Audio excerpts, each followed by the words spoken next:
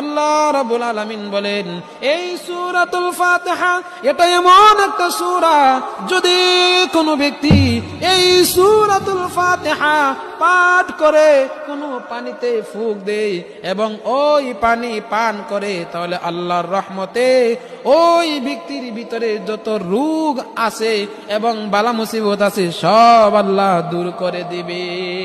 এই সূরাতুল ফাতিহা এর একটা নাম হচ্ছে শিফাউল লিমা ফিস সুদূর। আল্লাহ রাব্বুল আলামিন বলেন শিফাউল লিমা ফিস সুদূর। এই সূরাতুল ফাতিহার আরেকটা নাম হচ্ছে উম্মুল কিতাব। জিন্দেগি মে বন্দেগি তু করনা হে,